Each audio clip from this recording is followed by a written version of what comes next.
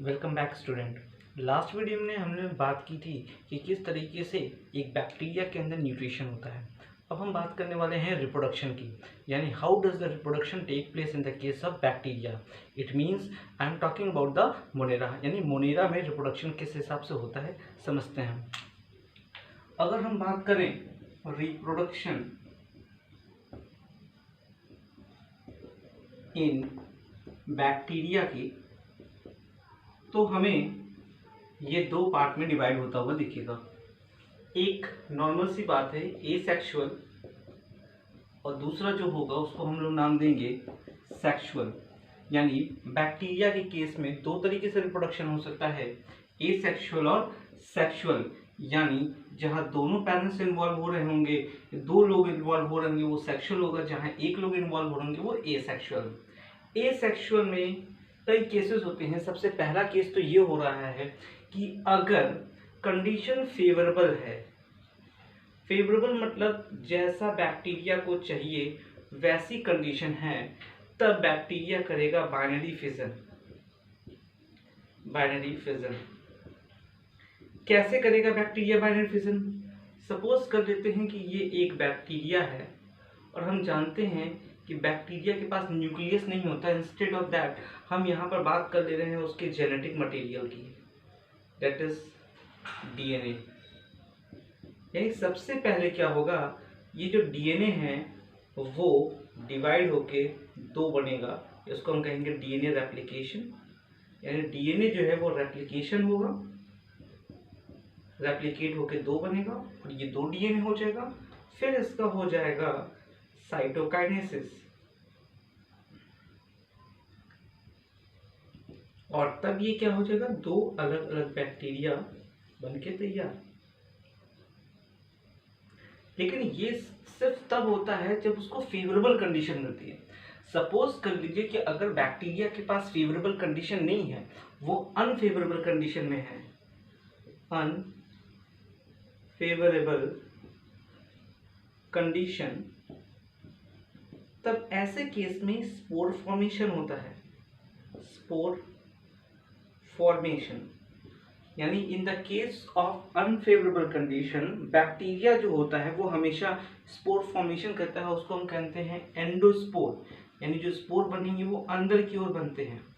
क्या होता है, सपोज कर लेते हैं ये बैक्टीरिया है और ये उसका डीएनए है यानी जेनेटिक मटेरियल है, उसके ऊपर एक लेयर बन जाएगी जिसको हम लोग कहेंगे कॉर्टेक्स। और इस कॉर्टेक्स के अंदर ये डीएनए जो होगा लगातार रेप्लिकेट करेगा, ढेर सारा होगा। फिर ये कॉर्टेक्स जो होगा वो डिस्ट्रॉय हो जाएगा और डिस्ट्रॉय होके ढेर सारे डीएनए बनेंगे और सबके ऊपर नई साइटोप्लाज्म की फॉर्मेशन हो जाएगा। इसको हम कहेंगे स्पोर फॉर्मेशन या एंडोस्पोर फॉर्मेशन। और एक स्टेज और होता है जो बहुत ही रेयरेस्ट होता है, जिसको हम कहते हैं budding.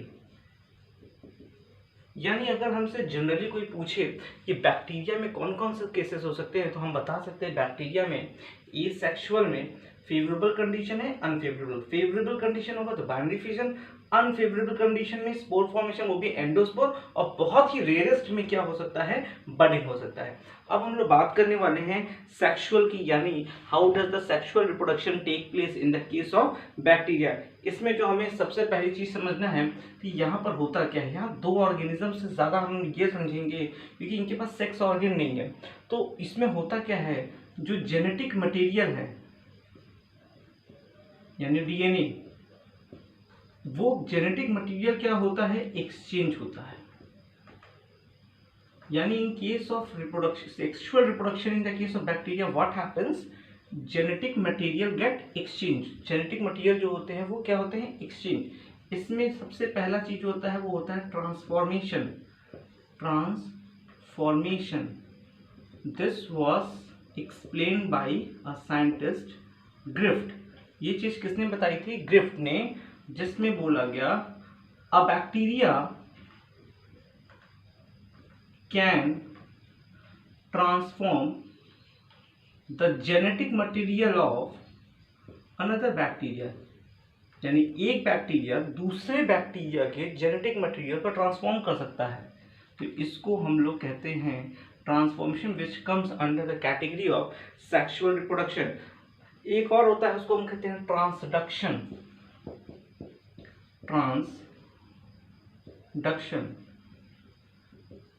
This was given by Lederberg. Lederberg ने इसमें बताया था कि genetic material of one bacteria transferred to another bacteria by bacteriophage। Bacteriophage कुछ खास नहीं, बैक्टीरिया इन्फेक्टेड बाय वायरस, या बैक्टीरिया के बाद जब वायरस अटैक करता है तो उसको हम क्या कहते हैं, बैक्टीरियोफेज कहते हैं। तीसरा और आखिरी जो होता है वो थोड़ा सा अलग है, जिसको हम कहते हैं, उसमें होता क्या है कि एक बैक्टीरिया एक ट्यूब का फॉर्मेशन करता है with the other bacteria, in which one bacteria have fertility factor और दूसरे वाले में फर्टिलिटी फैक्टर नहीं होता। फर्टिलिटी फैक्टर एक बैक्टीरिया दूसरे में ट्रांसफर करता है और तभी ये दूसरा वाला जो होता है वो बाइनरी फिजन कर सकता है। मेरी बात समझिएगा कि जिसके अंदर फर्टिलिटी फैक्टर्स होगा, यानी जिस बैक्टीरिया में होगा, वही बाइनरी फिजन कर पाएगा। तो अगर इसमें नहीं है तो ये बाइनरी फिजन नहीं कर सकता। तो फर्टिलिटी फैक्टर जो होता है वो ट्रांसफर होती है एक बैक्टीरिया से दूसरे बैक्टीरिया में, जिसमें होता है उसको प्लस स्ट्रेन कहते हैं, इसमें नहीं होता उसको माइनस स्ट्रेन कहते हैं। वो ट्रांसफर होता है और जब इसके अंदर भी फर्टिलिटी फैक्टर आ जाएगा तभी ये क्या होगा, आगे रिप्रोडक्शन यानी आगे बाइनरी फिशन हो सकता है। ये बात टॉटम एंड लेडरबर्ग दोनों ने एक साथ कही थी, दोनों ने समझ के एक ही चीज कही थी कि fertility factor is very important for the case of sexual reproduction, even this sexual reproduction results in the asexual reproduction. तो ये बात हुई रिप्रोडक्शन इन बैक्टीरिया के बारे में।